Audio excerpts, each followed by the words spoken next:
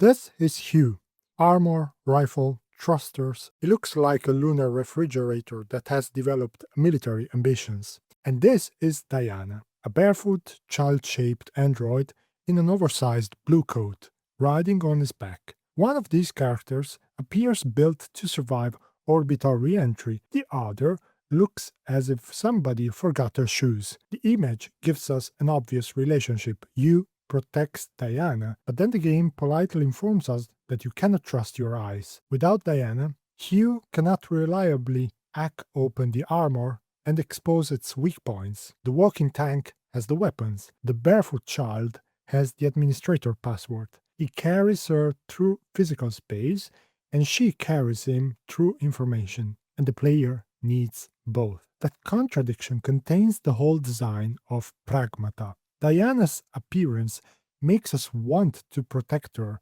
Her mechanics makes us dependent on her. And her story eventually asks whether we can do the only thing protective players usually hate: let her go. Hello cogitantes, full spoilers ahead for Pragmata, including the ending. The game arrived on April 17, 2026 and sold 2 million copies in 16 days. Diana became popular very quickly, and she also became controversial very quickly. But if we reduce her either to an adorable mascot or to the worst things strangers posted about her online, we miss the more interesting problem. What if the desire to protect someone is not yet proof that we respect them? Director Yong-hee Cho has been unusually clear about Diana's appearance. The team pursued realistic childlikeness. They did not want an anime-style beautiful girl or a romantic partner. They wanted a young companion to whom players could become attached, someone they would want to protect. And Diana was not the only possibility. Capcom considered a robot, an animal, and even a talking dog. Now, somewhere in the multiverse, I am there making a video about the moral agency of a golden retriever hacking a moon base. I would watch it, but Capcom chose a child-appearing android because contrast made the relationship instantly legible. Hugh is broad, sealed, and white. Diana is small, exposed, and blue. Cho associates Hugh's white with the moon, while Diana's blue evokes earth, curiosity, and hope. Hugh resembles the dead facility around him. Diana visually carries the destination. Even her movement refuses the environment. Her face was built from scratch rather than produced through Capcom's normal three-dimensional scanning process, and their hair became a substantial real-time simulation challenge. That does not mean every strand contains secret lore, of course. Sometimes difficult hair is just difficult hair, but the effect matters. Everything around Diana looks rigid enough to survive vacuum. Her silhouette remains soft, mobile, and difficult to contain. And then there are the bare feet. The game gives them an inward function. Diana can draw power from energy pockets in the cradle through her feet. Fine, the lore explains why she does not need shoes. It does not stop my brain from seeing a child-shaped figure walking barefoot through an industrial death maze.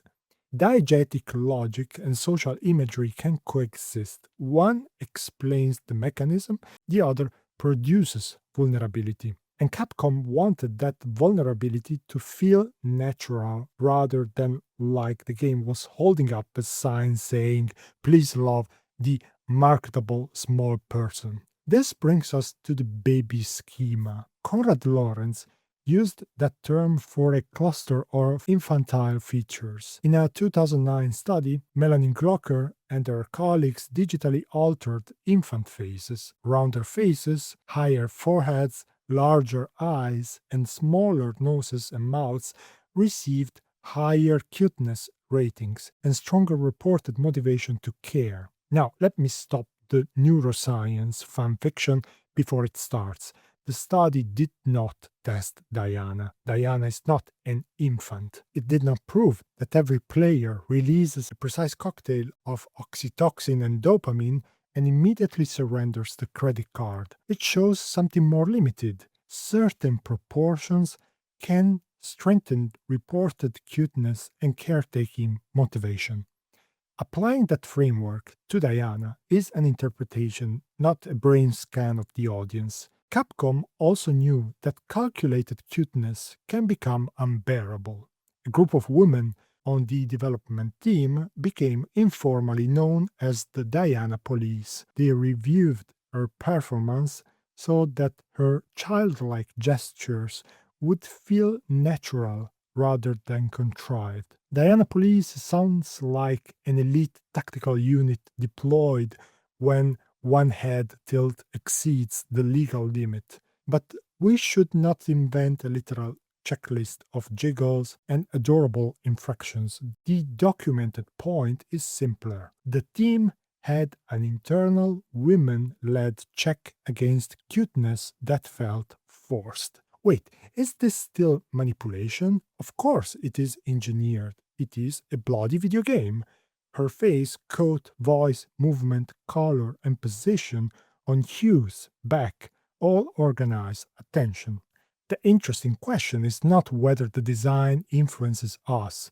Every character design does. The question is what kind of relationship it builds and whether the game later challenges the very instinct it created. The internet managed to produce two terrible arguments at once. One side said Diana is an android, so her child coding is irrelevant. The other said some viewers sexualized Diana, therefore Capcom must have intended the design sexually. Neither conclusion follows. Around launch, community moderators responded to sexual comments and material involving Diana. A Safe for Work subreddit appeared on 27th of January. On 2nd of January, the main Pragmata subreddit announced stricter rules against sexual comments, jokes, and content about her. On the 18th of February, an offshoot was banned with notice citing Reddit's Rule 4. There was also a promotional Twitch badge named Cryana, showing a chibi Diana crying. Some viewers associated it with a niche sexualizing meme. I found no evidence that Capcom planted a dog whistle. That distinction matters. Audience misconduct does not travel backwards through time and become developer intent. This is where Sian Nagai's work on cuteness becomes useful. Nagai does not treat cute as a completely innocent description. Cuteness is structured by unequal power. The cute figure appears small, weak, pliable, often feminized or infantilized. It invites tenderness, but tenderness sits uncomfortably close to touching, handling, consuming, and possessing. I must protect this can quietly become this belongs to me. No, Guy is not explaining a subreddit ban, and this is not the psychological idea of cute aggression. Her theory gives us a more basic warning. The desire to care does not automatically make the person who cares virtuous. Diana is synthetic within the fiction, but Capcom deliberately gave her the appearance, voice, movement, and relational role of a young child. A database entry cannot switch off those social signs. Misconduct by part of the audience does not prove that Capcom sexualized her. The documented design goal was childlike, protective, and non-romantic. The controversy therefore proves less than either side wants. Diana is not biologically a child. Capcom intent is not rewritten by strangers, but only an android is a useless explanation of how a designed body acts in public culture. Fortunately, Pragmata does not leave Diana as an image to be argued over. It makes us operate through her. Diana looks like the dependent half of the pair. Mechanically, she is not. The player controls Hugh and Diana simultaneously. Hugh moves, aims, fires, and uses his thrusters. Diana hacks hostile systems, opens armor, exposes weak points. Hugh's weapons are not literally useless without her, but the central combat loop depends on her making his force effective. She does not replace his strength, she makes strength intelligent. This arrangement began with a practical problem. Diana originally moved beside Hugh, but that created difficulties for control and combat. Capcom put her on his back, and Cho has described Hugh and Diana from a design perspective as a single entity.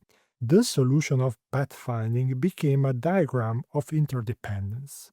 Hugh is the visible body, Diana is the invisible axis. He crosses space, she reveals what can be crossed. He carries the small character everyone assumes is dependent, while quietly depending on her for the world to become actionable. The player carries Diana physically, while Diana carries the player cognitively. At this point, Andy Clark and David Chalmers arrive on the moon carrying a notebook, because philosophers always bring stationery to a gunfight. In their 1998 essay, The Extended Mind, Clark and Chalmers argued that cognition does not necessarily stop at the skull. Their famous example is Otto's notebook. If an external resource is reliably available, automatically trusted, and functionally integrated into thought, it may become part of the cognitive process. This does not mean every object I touch becomes part of my mind. My coffee cup is not currently co-authorizing this video, and Pragmata does not prove the extended mind thesis. I found no evidence that Capcom designed the game around Clark and Chalmers, but their framework simply gives us precise language for what the controls demand. The effective playable unit is not Hugh alone. It is not Diana alone. It is the player, Hugh and Diana, functioning as a coupled system. Remove one component, and the distinctive form of action collapses. In my Ghost in the Shell video, I asked whether the person ends and the shell begins. Pragmata moves that boundary into the controller. Where does one playable body end and another begin? It also reverses the hacking fantasy from my 9S video. With 9S, hacking is pleasurable because it grants control. Enter the other system, overwrite it, make it obey. Diana uses the same verb inside a different ethical structure. Her hacking is not domination over Hugh, it is coordination with him. Her intelligence does not disappear into his agency. It is what makes their shared agency possible. Fine, Diana is useful, but usefulness is not personhood. A key can be indispensable and remain a key. A GPS can save my life without requiring a birthday party. That is why the shelter matters. Between missions, REMs can add toys, rooms, and scenes. Hugh can speak with Diana. Later interactions include drawings and hide and seek. Many of these moments are optional and designed to deepen the bond. Their optionality is the point. I can choose to spend time with Diana while she is not opening armor, revealing weak points, or improving combat efficiency. If I value her only while she's hacking, I do not have a companion. I have cybersecurity subscription with excellent character animation. Hide and seek does not prove machine consciousness. It asks a smaller and more uncomfortable question. Can I value Diana when she's not useful to my progress? Protect her, depend on her. Then meet her outside both roles. This is where the story could have fallen into familiar fantasy. A powerful adult man gives a nameless machine a pretty name and poof, a person appears. Pinocchio, but with administrative privileges. Officially, Hugh renames DI-03367 Diana, and she holds the name dear. But the game's archive complicates the paternal fantasy. DI-03367 was an early Pragmata prototype with effective artificial intelligence. Her expressive model was aligned with Higgins' daughter, Daisy,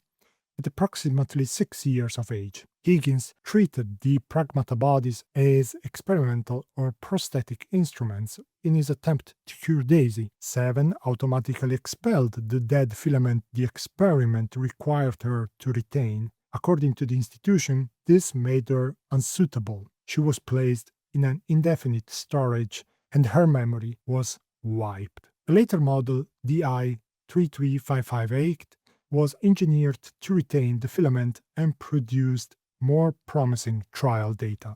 This is the institutional violence beneath the adorable blue coat. Diana was not discarded because she lacked feeling, revelation, or intelligence. She was discarded because her body refused to remain useful in the required way.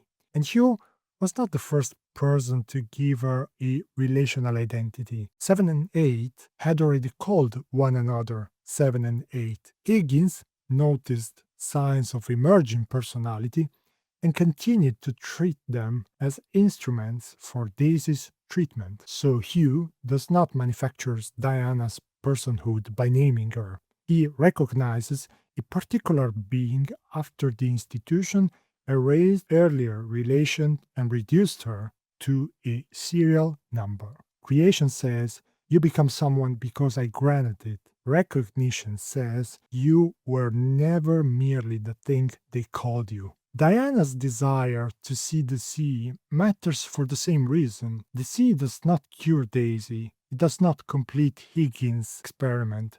It does not improve combat output. It is not a mission objective somebody installed in her. Its value begins with the simple fact that it is hers. But let us avoid another cliché. Diana does not become a real individual by escaping every relationship and achieving perfect isolation. Her desire emerges through language, play, memory, and her bond with you. Human projects emerge through relations too. Autonomy is not the absence of influence, it is the ability to answer influence with revision. That is what separates Diana from 8. 8 is not merely Diana with evil software. She internalizes Higgins' grief and final words and turns them into a fixed purpose. Both characters are formed by others. The difference is whether an inherited purpose can be questioned, changed, or refused. 8 treats origin as destiny. Diana says, I decide my own way. That sentence is what the control scheme has been preparing all along. Diana can cooperate with Hugh without becoming an extension of his ownership. Cooperation matters only if one participant can eventually choose another destination. Naturally, our child-shaped android on the moon belongs to a story much older than computers. In Book 4 of Apollonius Rhodius' Argonautica, Talos is the bronze guardian of Crete. He circles the island 3 times each day, enforcing the purpose through which the poem introduces him. His metal body appears invulnerable except for a blood-filled vein near the ankle. I'm not calling Talos the first robot. Modern labels can hide more than they explain. I'm not claiming that Apollonius straightforwardly says Hephaestus forged him. The useful parallel is smaller. Talos enters the story through imposed function. He is legible because he guards. Diana also begins inside an instrumental grammar. Her serial number, body, institutional value come from the task Higgins assigned her. Pragmata then asks, what happens when an artificial being exceeds the purpose through which its maker understood it? Even the title may participate in that question. The Greek plural pragmata from pragma can mean deeds, matters, affairs, or things. I found no official statement proving that Capcom intended this philosophical wordplay, so this is a resonance not secret etymological lore discovered after I stared at the dictionary for too long. Still, the ambiguity is productive. Diana begins as a thing defined by what can be done with her. She becomes legible through deeds that cannot be reduced to that use. Luciano Floridi's Information Ethics provides one final correction. Floridi does not give us a consciousness test that Diana passes after collecting enough philosophical points. His argument asks us to move beyond and ethics in which only biological human beings possess moral standing. Informational entities, in his account, have at least minimal intrinsic worth and deserve some degree of moral respect. In a related work, Floridi and Sanders discuss artificial agents through interactivity, autonomy, and adaptability at an appropriate level of abstraction. None of that proves that Diana possesses phenomenal consciousness. A philosophy paper cannot inspect the private experience of a fictional android. It does, however, block the lazy shortcut.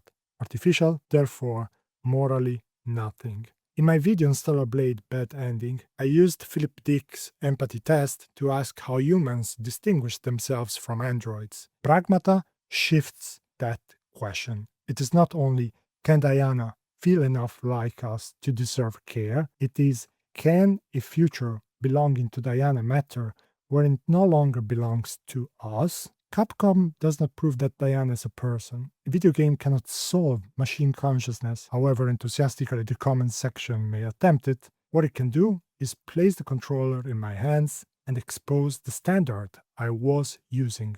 Near the end, Hugh is infected by dead filament. He transfers his suit battery to the cargo shuttle, stays behind, and tells Diana to find the sea. For most of the game, separation means mechanical failure. Hugh without Diana loses the cognitive half of combat. Diana without Hugh loses movement, protection, and the body carrying her through the cradle. The ending deliberately breaks the system the player has spent the whole game learning to preserve. And that is why the moment works. Hugh does not demonstrate care by holding Diana more tightly. He accepts a future in which her project can continue without serving his. No, the game does not establish that Hugh is permanently dead or that the separation will last forever. The post-credits beach scene continues Diana's journey, while the unknown signal material leaves room for survival or retrieval. But at the moment of departure, neither character can rely on a reunion. Hugh's ethical act does not require him to vanish permanently. It requires him to stop treating his continued presence as the condition of Diana's future. This is not independence as loneliness. It is interdependence without possession. Protect her, depend on her, let her go. And now the three movements connect. Her childlike body recruits protection. The dual character controls transform apparent vulnerability into mechanical interdependence. The ending tests whether care survives when control ends. Did I care about Diana because she was useful? Did I care because she looked vulnerable enough to protect? Did protect quietly mean keep close, keep useful, keep mine? Or can I still care when she chooses a destination that is not mine? That question reaches beyond Pragmata. When people imagine an artificial companion, what do they actually want? A companion with hands of its own? Or a tool with a face? What about a child? A tool that refuses has failed as a product. A person who can never refuse has never been allowed agency. So perhaps the final test of care is not how fiercely I protect someone or how completely I depend on them. Perhaps it arrives when protection begins to resemble control and I have to open my hand. I've been thinking.